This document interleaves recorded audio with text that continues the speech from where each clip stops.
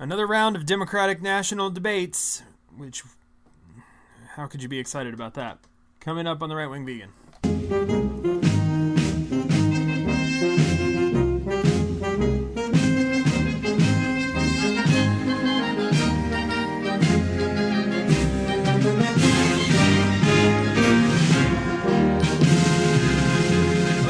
Welcome back to The Right Wing Vegan. I'm Scott. And I'm Kelly. And we are back. We took a week off.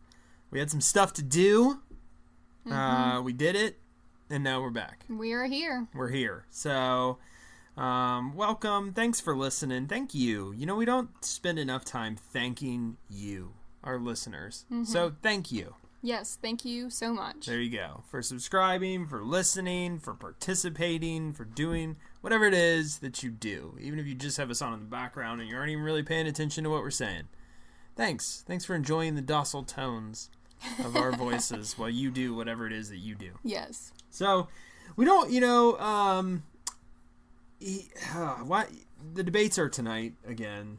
This is like round 58. Oh my gosh, this is round 3, right? Yeah, is this round technically 3? It's round 3. And they've narrowed it down to 10. 10! And Tulsi Gabbard is not included, even though she did have 2 polls. Whatever. You know Conflicting information. Conflicting. They changed the rules to keep her out because, God forbid, she go after Kamala Harris again. You know, God forbid. So, the best case scenario in the world would be her running as an independent, wouldn't it? Oh my gosh. I mean, yeah, it would be. What do we have to do to make that happen? I don't know. I don't either, but I really want it to. I so want it to. You know, and I'd say give money to her, but don't give your money to Trump. Don't give your money to her. Give your money to Trump. Trump needs your money. He needs all the money. Because if he doesn't have all the money, how's he going to, he needs to fight. We need to do everything we can to make sure we keep these idiots out of office, right? So give Trump your money. Don't give any Democrat your money. Don't even think about it. All right, so we're going to do something interesting on the show today. We're going to do, so in the spirit of the debates tonight, and I don't know what network they are on. Do you know? No, but wait, I do. I actually do know what network they're on. CNN? No, they're on ABC tonight. Oh. They're on ABC. You still have a lot of former Clinton people doing it. You've got, it's also on Univision. Oh. And, which is a Spanish channel. Yeah. So you'll have one of those Spanish guys moderating. dubbing. I'm sure he'll be moderate. I'm sure he'll be a moderate up there asking the Democrats questions. He won't be biased or anything. No, not at all. Yeah, sure. Okay, whatever. So anyways, it's 3 hours tonight. What? I can think of about 4 billion things you could be doing instead of watching that tonight for 3 hours. Yeah, I can think of like 10 things just right away. Yeah, Thursday Night Football is also on tonight. They'll be going head to head. I wonder which one will... I think the football will win this one. Which one will win the ratings war there. What's funny is that this is actually on ABC, though, so maybe it will draw more. This is on a network, and the NFL is on the NFL network, which I had to get a free trial for another cable streaming service to watch. Yeah. Because they took the NFL network off of what is now being dubbed AT&T TV Now. That's a mouthful. It's stupid.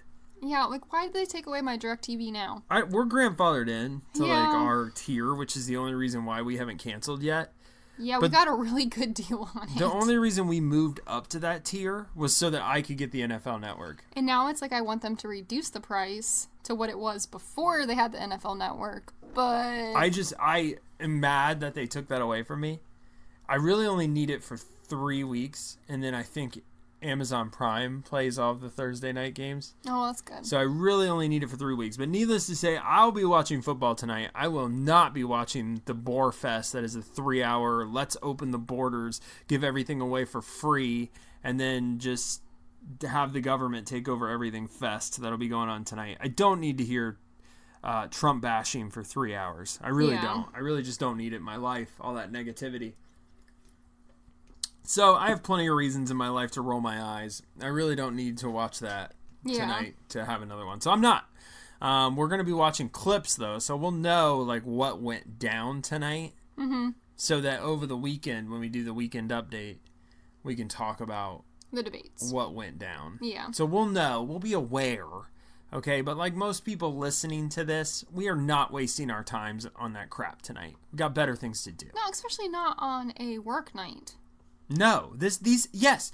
And I assume that's because most of their constituents don't have jobs. Probably true. I'm assuming that's why they feel like, oh, we could do it at 8 p.m. on a Thursday because for 3 hours. Yeah. Why not? Why not? Yeah. Yeah. I mean, It's not like why people not? have to get up at 5 It's not like the people that vote for us have to get up at 5 a.m. You know, they don't have to do that. So we'll go ahead. We're going to do it. It's going to be funny. I mean, at the very least, it's going to be funny. Yeah. These people are going to look ridiculous like they always do.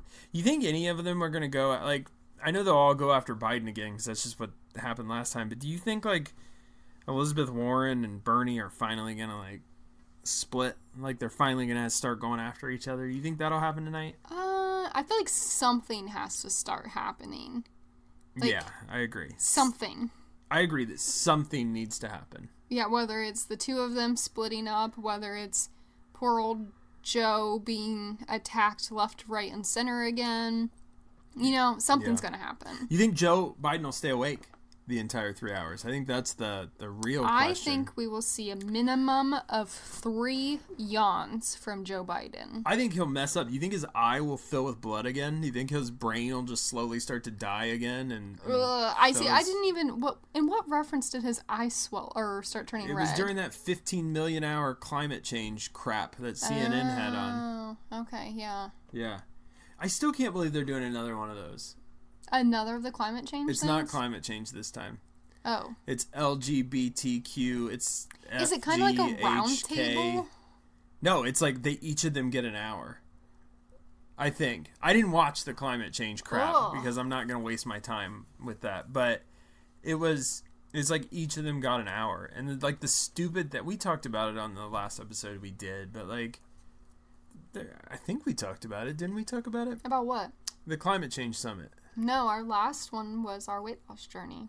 Oh, we never talked about the climate change summit? summit? No, we were going to, and then we got busy last week, and we Oh didn't. my gosh. So we missed talking about the climate change. The climate change summit was 7 hours, and it was like they were up there taking questions from people in the audience. And the people in the audience are asking these asinine questions, just fools watching fools, okay? Like just foolish people asking foolish questions to even more foolish people and getting foolish responses. Well, yeah. And so, like, one person asked about, like, population control, and Bernie Sanders was like, yeah, definitely. Like, we need to control the population, you know? And he was out there promoting abortion because, of course, they love abortion. They love killing things. We don't need to go into it. But there were other just really stupid questions. I mean, Andrew Yang said he wanted to take everybody's car away. Like, just a bunch of just the most ridiculous things. I can't imagine. If I'm a political advisor, how in the world do I think that what these people are saying is like, people get on Trump all the time about the things he tweets. Yeah. But this stuff that these candidates are out there spouting off is just as stupid. Yeah, is. It's just as stupid. But at the same time, you have advisors and you have constituents, I struggle with that word, who are thinking and feeling the same things that they are. So it's not like there's some sane person on their staff that's saying, hey, Bernie, you might not want to talk about population control, because they all think the same way he does. Have you ever met someone in your real life who is as concerned about climate change as these politicians? No. I don't think I have either. No. If I have, they certainly don't talk about it. Yeah. Have you ever met someone who is as concerned about the border as these people? Like, not concerned at all? Have you ever met someone who supports open borders in your real life? One. You've met one person? One. That's unfortunate. Yeah, I know. Do I know this person? You do. This person is also a Bernie supporter. Can I debate this person? Good luck. Oh, I'll shut him up real quick. There's no way they can support that. We'll just schedule a debate. So my question to anybody who supports open borders is, how do you have a country when you don't have defined borders? What is a country then? My question is, what is your definition of a country if you have no defined borders? What is it? It's not a country. Well, what is it then? Basically, it's like a state line where you can just cross right over. Like, I could drive to Indiana, and I wouldn't know at what point, other than seeing a single sign on the highway, that I was now in Indiana. That's what it would mean to just drive from Texas to Mexico. But it's not. I know, they would just put a sign, "Welcome to the United States of America, where everything is free." Well, you'd know if you were in Mexico.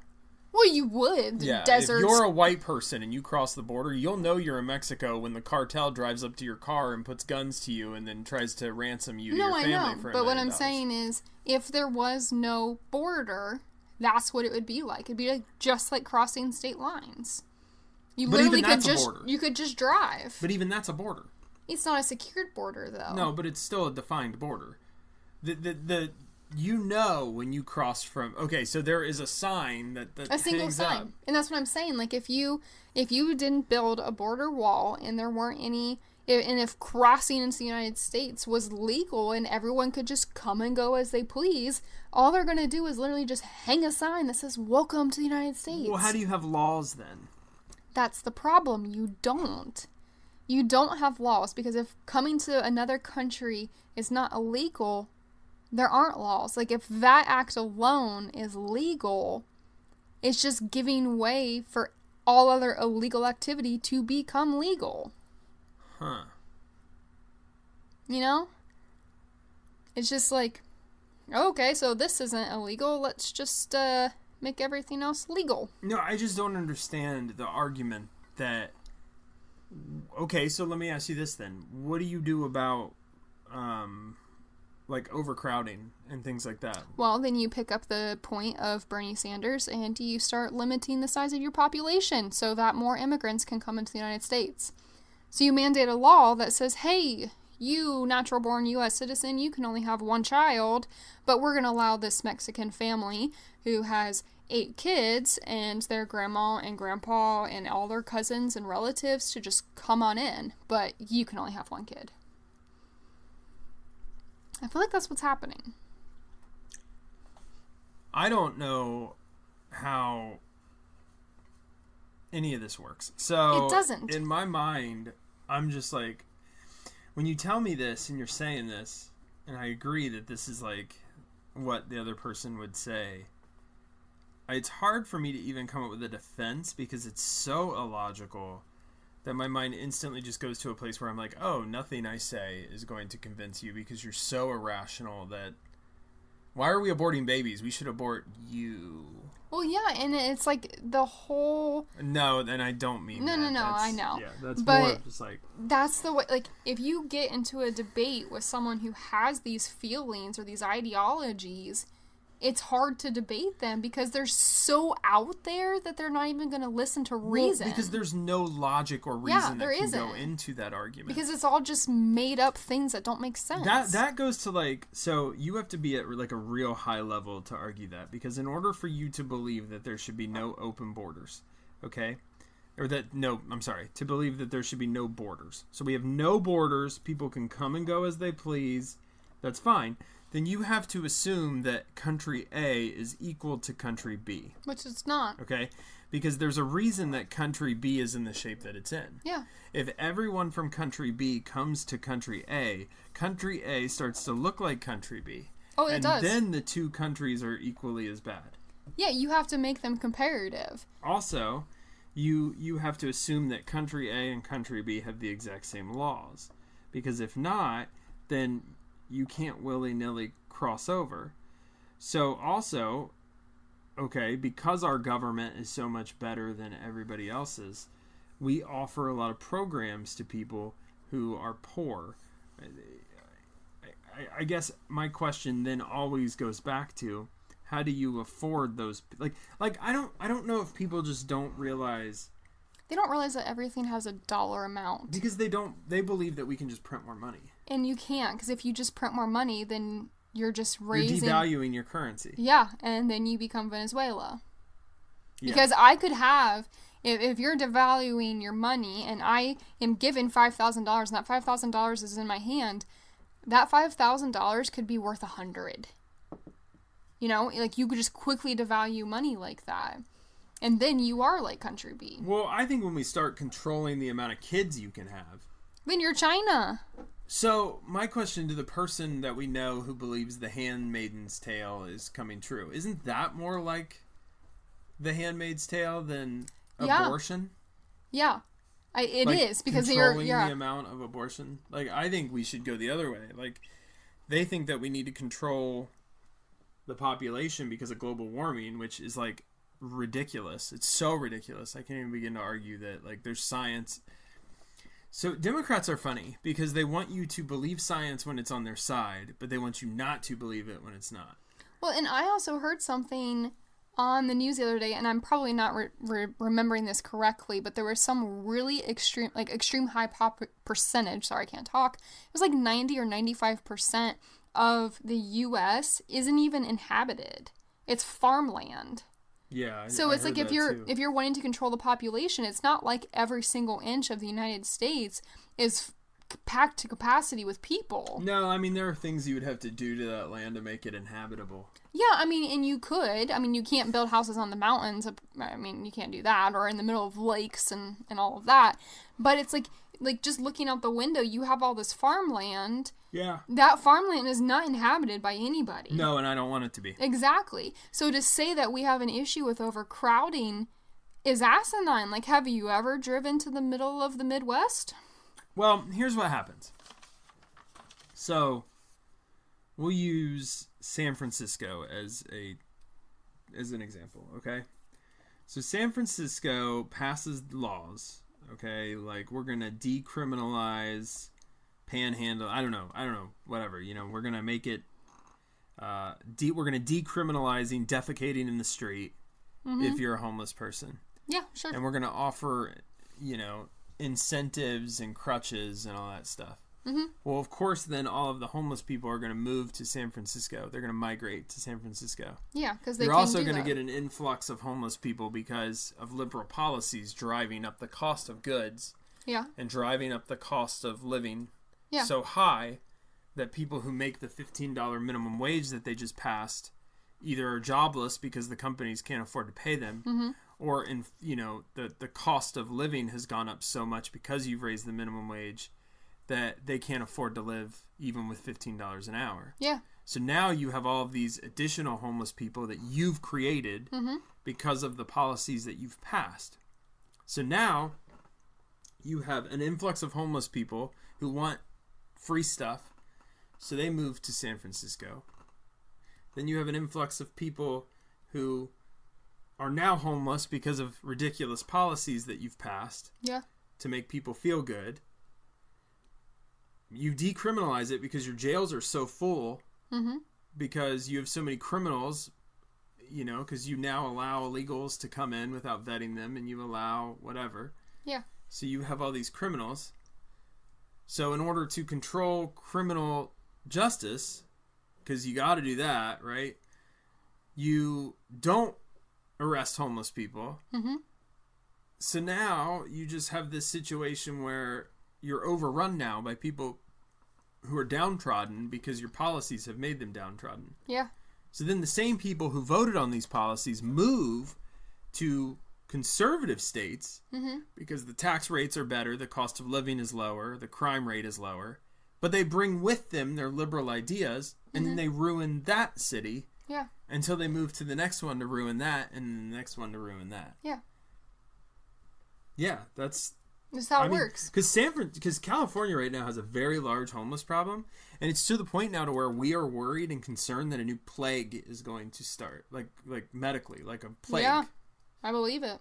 And because it's so filthy and disgusting that we're concerned that a plague is going to happen, so much so that the president has asked these people, hey, let the federal government come in and take care of this. Yeah. Like, we have a plan. Let us come in and we'll start to try and help you take care of this. Yeah, because you have like tent camps just on the street in front of businesses and I think stuff. the governor of California is not wanting to do that. No. But the mayor of San Francisco is like, yes, come in. We need it. Which would be a big win for Trump, by the way, if he could help fix this problem. Because he may be able to swing some of those California voters That's to him true, if he proves that he can do something about this. Yeah, that's true. But I think it's funny how it's like a weird, like, we went off on like a big tangent, but I just think it's funny how, like, I try and understand the circular logic of my opponents. I've always been this way because you have to understand what goes into their line of thought in order to really debate them. Because if you don't understand your enemy, you can't, I don't want to say attack, but you can't. Well, I mean, it's hard to understand them because what they're seeing, like the whole thing with gentrification is that you see an area that you can exploit. So, like any area that's like has a drug problem or a homeless problem or lots of abandoned houses, and then all of a sudden you move in, you're like, oh, let's build these fancy expensive condos and apartments and all this stuff, and then you're just pushing people to different places that can't afford to live there. I would contend that at the end of the day, it's all about exploitation. It is. You're exploiting. Whoa, I cannot talk today. You're exploiting the people that need the help the most at the expense of what you want. So you want a nice, cool. You just defined liberalism. Yeah. Because that to me is the reality of the situation, is that, like, they do a very good job of playing off of the emotions of people. Yeah. Because some people, we've probably talked about this before, but some people think emotionally and some people think logically. Yeah. And it used to be that you could find logical arguments in people who didn't agree with you. Mm-hmm. So I could have a civil conversation with somebody who didn't agree with me because I could express my opinion in a logical manner, and they could express theirs in a logical manner, and we could come to some sort of understanding of, like, oh, okay. Mm-hmm. So then you would end your argument with, I don't agree with you, but you make sense. It's fine that you feel that way. And now it's not like that at all, because we've played on the emotional part so much mm-hmm. that now it's all about emotion. Yeah. And half the time you'll try and understand. Because, like I said, and if you're like me, you want to understand what other people think and feel because mm-hmm. you want to make sure you're right. Yeah. Like, I don't want to just think something. Like, I want to know that it's justified. Yeah. Can I, am I justified in my belief and my convictions? So I'm constantly, and I would hope that everybody does this, I constantly challenge those convictions and those beliefs within myself. I go, am I on the right side here? Is this really what I feel? Is this really what I think? Do I still feel this way? Like, I constantly am doing that because I want to make sure that, like, I'm strongly founded in my beliefs. Yeah. So I would hope that they do the same thing, but nowadays I don't think that's the case. I think you're so emotionally invested in something that you start to create fantasy around it, and then you start to believe that fantasy as a reality, because it really is ridiculous. Well, you completely rid it of logic altogether. Right. Because this is what I feel, this is what I believe, this is how, it's your feelings. Because we've talked about this before, but The Handmaid's Tale is absolutely ridiculous, right? Like, that is never going to be... No, I mean, the only way that that'll ever be the case is if you have someone like Bernie Sanders in office who's now starting population control. That's true. Then you're on a path to The Handmaid's Tale. But otherwise, that's not going to happen, right?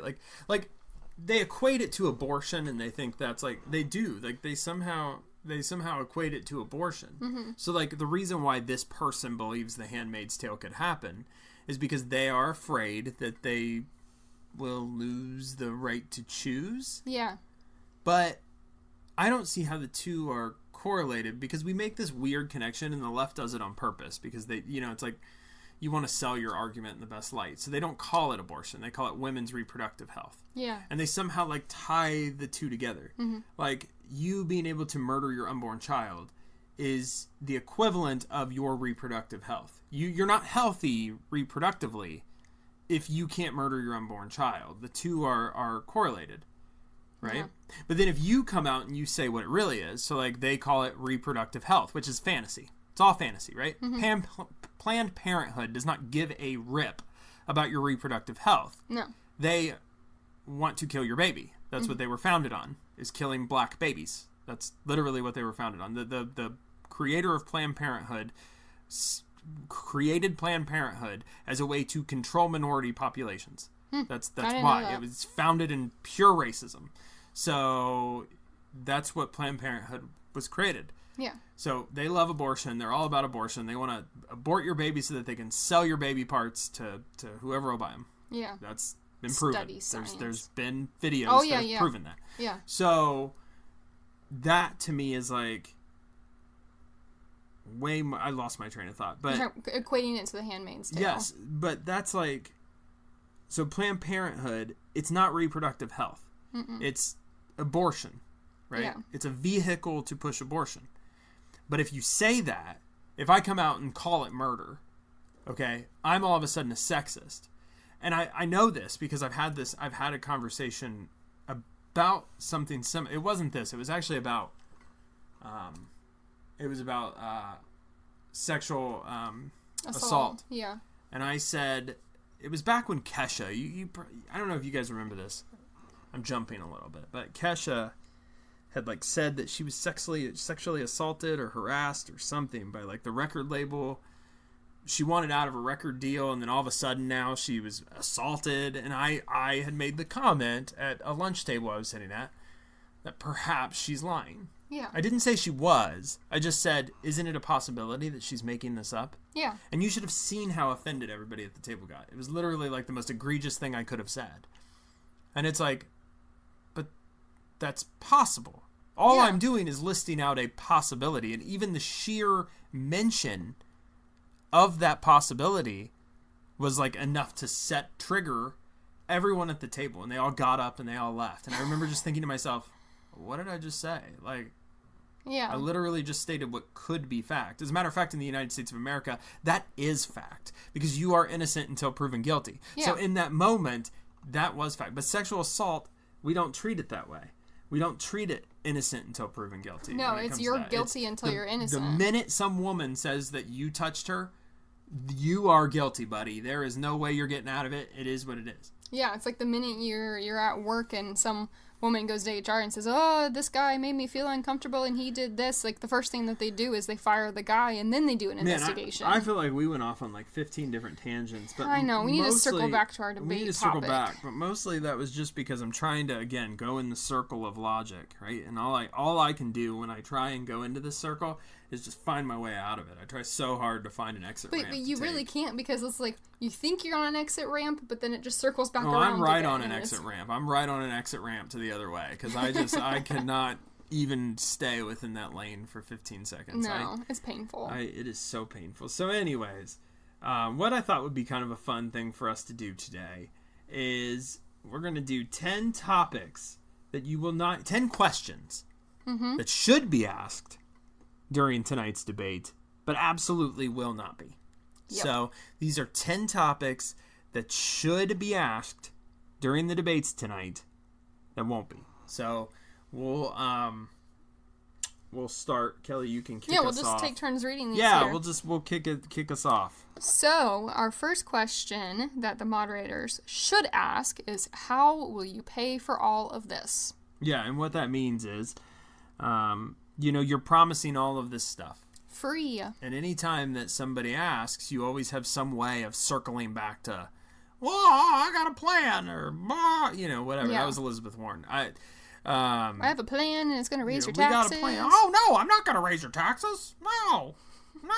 That's how she sounds in my mind. We're just going to take all the money from the 1%. Yeah. We're just going to go after the corporations. All this nonsense, right? But it's all nonsense. You sound like Elmo. That's how she sounds in my head, is like Elmo. But all of that, she kind of looks like Elmo. Yeah. She looks like a Muppet. A Muppet. She does. Anyways, so that's like the real question here is, look, you've all said all of these things, but the question is, how are you going to pay for it? And then when they try and come and they go, whoa, then you go, no. Honestly, how are you going to pay for it? Like, outline this for You have me. to have a plan for how you're going to pay for this. Yeah, you can't just say it's going to happen and make it happen. Yes. I can't just buy $1 million house, and then when the bank goes, well, how are you going to pay for this? I can't just go, oh, don't worry, I got a plan. I got a plan. Yeah. I'm not going to, no, I can't tell you what's in it. I've got a plan. And then they're like, well, are you going to get a raise at work? No. I'm not going to get a raise. But I have a plan. We're going to pay for it. What I'm going to do is I'm going to make the owner of my work, they're going to pay for it. Mm-hmm. And then they're like, well, how? And I said, you don't need to worry about it. They're going to pay for it. Okay? We need equality. They're going to pay. I don't think you're getting that loan. So that's what would happen, right? It's the same thing. So that's question number one, and probably the biggest question is, honestly, how are you going to pay for all this? I don't think any of them would be able to answer that. No. I honestly don't. I don't either. You know?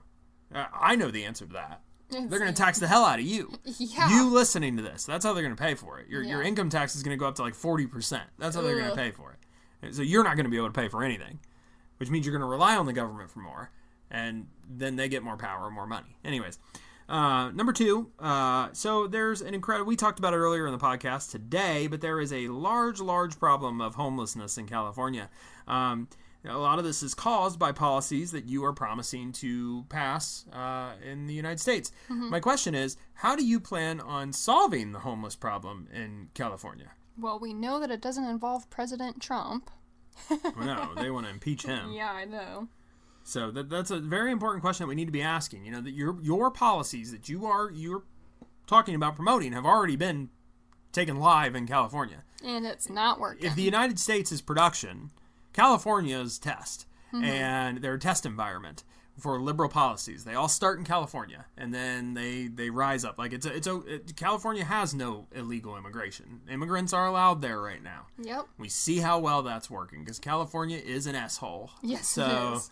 There's that. Okay, number three. Number three, have you ever balanced a checkbook or worked a real job in your life? What an important question that none of them can say yes to. Yeah. Have you ever worked a real job? And no, being a politician is not a real job. Yeah, because that's all about your feelings and your thoughts and your beliefs. But have you ever clocked in and out of work? No. Worked in a work environment? No. Had someone in charge of you? No. Had to report to someone? Well, maybe have people report to you because but government you people not report reporting to someone else. No.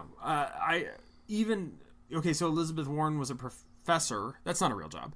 No. That is not a real job. I mean, it's a paying job, but it's not like... It's not a real job. No, you just show up to teach a class. Yeah, you just show up and push your liberal policies on people. You just indoctrinate kids. Yeah. That's all it is. You're a brainwasher. You might as well just do hypnotherapy or something. It's the same thing. You're just tricking people into believing that your crazy ideas are right. Yeah. So anyways, have you ever balanced a checkbook? That's the interesting thing. I don't think these people have. Because they have no concept of money or cost or a budget or any of that. Yeah, well, that's obvious by the policies. You convince me that there isn't a damn politician in Washington that's ever balanced a checkbook. No, they probably have accountants that take care of everything for them. All right, number 4. How much does a gallon of milk cost? So why do we ask this question? Well, we can't answer this question. We can't because we don't drink milk. But why do we ask this question?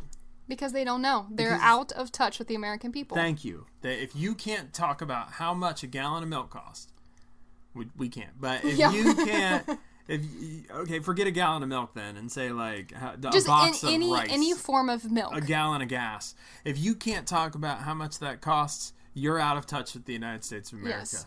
I can tell you this morning it was like $2.75 a gallon. That's right. Yes. So, number 5. What do you have against the family unit? Which they obviously do. Yeah, they don't think family units should exist. No, they try really hard to attack the family unit because they know families support each other. Yeah. Families provide. Mm-hmm. I forget what the number was, but it's ridiculous how less likely you are to be in poverty if you're married than if you're single. Oh, it was significantly less. Yeah, children have a lower suicide rate if they're in traditional families versus broken families.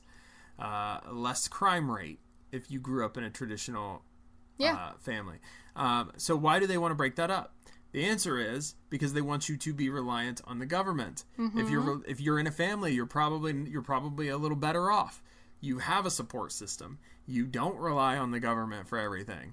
So they don't want that. They want you to rely on them because that's how they get more power. Yeah, so break up those families. So they want to attack Christianity. They want to attack religion. They want to attack the family unit because they don't want you to rely on God. They don't want you to rely on your family. They want you to rely on them because that's the power, and with power comes money. So that's what it's all about. And it's right there in front of you. You just have to open your eyes, and you'll see it.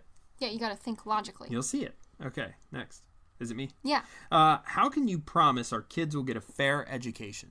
Good question. So what does that mean, fair education? What that means is I don't want your stupid liberal teachers and your stupid liberal teachers union to indoctrinate my child with a bunch of safe space tree-hugging, snowflake crap. I don't want it. I don't Yeah, I want want- my kids indoctrinated with that. I want my kids to go to school and learn math and history and science. There's no reason for politics to be involved in my child's education. There's no space for that. I want my kids to learn real history. Yeah. Not sugar-coated crap that you feed them. Not, stuff that you've changed or washed to be what you want it to be. I don't want your opinion. I want fact. I don't want you to Straight tell me history. that America was responsible for 9/11. Or I want you to, you know what? I want my kid to say the Pledge of Allegiance every morning. Gosh, yes, I miss saying the pledge I at want my school. kid to be able to pray. I don't need any of this, if you're a Christian, you're not allowed to practice your religion in school. But if you're a Muslim and you want to get down on your knees, sure, go ahead. But if you're a Christian, you can't. But we're okay with people wearing burqas in school, right? Because we don't want to Or hijabs. infringe on whatever it is. We don't want to infringe on their religion. Yeah. But if they open a Bible, they'll get freaking expelled. Outrageous. I went to, this is kind of off topic, but when I went to France while I was in high school and I stayed with an exchange student who was a Muslim immigrant, which is really weird. So, Muslim immigrant living in France. Well, that's whatever. not weird because France allows anybody Well, anything in their country. So. But their school system was set up where there was no religion allowed whatsoever. So not only did that mean no Christianity, but it meant every Muslim woman that showed up or student, female, that showed up to class had to remove their hijab before they were allowed to enter the school. There could not be any display of religion whatsoever. And I thought that was really interesting because you're taking the whole religious component out of school altogether. I don't believe we should take. No, religion I don't out of believe that school, you but should either. But it's like here in the United States, it's like, oh yeah, go ahead, get down on your knees and pray, but no Christianity whatsoever. Whereas over there, it was no religion at all. It's just a weird paradigm. All right, number 7, which ties into number 6. Number 7 is, what do you have against God? Yeah. What's your true? They booed. Yeah. A prayer at the Democratic National Convention. They booed. Yeah. They booed God. Like watching those conventions last time was just, it was like such a stark contrast between them, because you have you're watching the Republican debates or whatever, and it's like people are praying together and they're being respectful and they're listening to all of that, and then all of a sudden you go and you watch the DNC and they're talking and causing a ruckus and chanting against religion, and it's weird. Yeah. All right, number 8. What makes you different from all of the people who've tried to push these policies before? We've seen socialist policies pushed in other countries, and guess what? They've all failed miserably. So what makes your ideas any different from the ideas we've already seen? Very good question. Yep. Number 9. Number 9, how are you not incentivizing illegal border crossing? Right, you give everything away for free. And there's no legal ramifications for coming here. Why aren't people going to come here? They're just going to come They in have no droves. answer for that question, by the way. Yeah. They have no answer for that. No answer They yet. just say, well, they won't. That's okay. Not true. Sure. And a fat person won't take an extra piece of cake, right? Yeah. It's going to happen. Yeah. All right, number 10. Why do you want, this I can answer, but why do you want people to be so dependent on the government? What makes you better than religion? What makes you better than the family unit? What makes you better than corporate America? Mm-hmm. Right? You can't say you're less corrupt, because we've certainly seen a healthy amount of corruption in the government. Well, yeah, and if you have one person doing all of this, there's definitely corruption. Right. So those are 10 questions that won't be asked tonight, but probably should. There's a million other questions we could have listed here, but we didn't. I don't know. I always get so frustrated when we talk about this stuff. You know that? Oh, I know. Then you need some time to decompress. But the good news is you got football coming up. I got football. I can't wait. You're so excited. I am excited. I love football season. It's fun. I don't like that they're, the sports is the one thing that we can all come together on. It is. It's a big unifying thing, right? It's like, I might hate you and everything you stand for, but damn it, we're both Cleveland Indians fans, or we're both whatever, right? So we can join together in that. But Yeah. now they're politicizing sports so damn much that they're even taking that away from us, which really it's is annoying. Leave the sports alone. I really wish they would, but they won't. They won't because all of these corporations feel like they need to bow down to the SJWs. And the reason is because conservatives won't stand up and fight on the same level that these people do. Yep. We're too busy being good people, and maybe it's time we stop. Maybe it's time we stop being the better people and we start fighting on the level that these people do. Because I tell you, the minute we start doing that, we're going to take this country back. They're not going to be able to fight us. If we go as low as they do, they would never be able to win. They wouldn't. Yeah, that's Their true. ideologies would break apart the minute we stood up and said, "This all sounds ridiculous, right?" Yeah. But we won't. So, and that's unfortunate because we should. One thing I want to do before we sign off, Before we end today's episode, is I want to talk about something hilarious. So, Ooh, I like funny. there is a new board game. Did you know this? What? There's a new board game. It is called Ms. Monopoly. What is That's right, Ms. this? Monopoly. So you're like, what is Ms. Monopoly? Okay, well, I'm going to tell you what Ms. Monopoly is, okay? So Ms. Monopoly is, I'm trying to find the rules, okay? It celebrates women's empowerment, okay, which is very important that we do that, right? Because women aren't equal in our mythical fantasy world that we live in. In Ms. Monopoly, female players will get more money. That's the truth. So as you pass go, okay, females are given $40 more Monopoly money than males. So if you're a lady, you get $40 extra. Why is this? Why? Because there's a gender pay cap, of course. And this turns that gender pay cap right on its heels, buddy, by making men feel like women feel in the real world. But they also say it's worth noting here that the game's creators seem to assume that there's only two genders. Oh my gosh. Oh my gosh, there's even problems with Miss Monopoly. How dare they? How dare they make me identify as a woman? We need to create a petition to get these people. We need to get this game taken right off the market, assuming that there's only two genders. What if I identify as something else? Non-binary. Well, sure. Then what are you going to do? I How much more money do I get for that? Gosh, I can only imagine. By the way, the pay gap is imaginary. Yeah. Just in case you were wondering, it's imaginary. Yeah, because at my work, everything's pretty regimented. You all make exactly the same thing. That's right. So why is there a pay gap? Because women do different jobs than men. That's why. Because you have a lot more men in STEM-related fields than you do in women, so therefore you have more men making more money than women. That's why. That's honestly why. Yeah, women tend to do like clerical type positions where the men are in development and IT and I work in IT. Stuff. Very few women in our department. And I work in a clerical office, and there's a crap ton of women. And I make what? Double? You basically make double what I do, but I carry the better insurance, so... Is it still double, or is it even more than that now? No, it's still double. No, yeah. So, yeah, I make double what you do, but, again, I work in IT, and no offense. I don't, and I'm perfectly okay with that. Yeah. I mean, I've got better things coming, so... You do, but we can't talk about that. No, we can't. So, that's that. But what I'm saying there is not to compare the two of us. Obviously, we are a family, so our money is one. What I'm trying to do is compare the different levels of job, right? Yeah.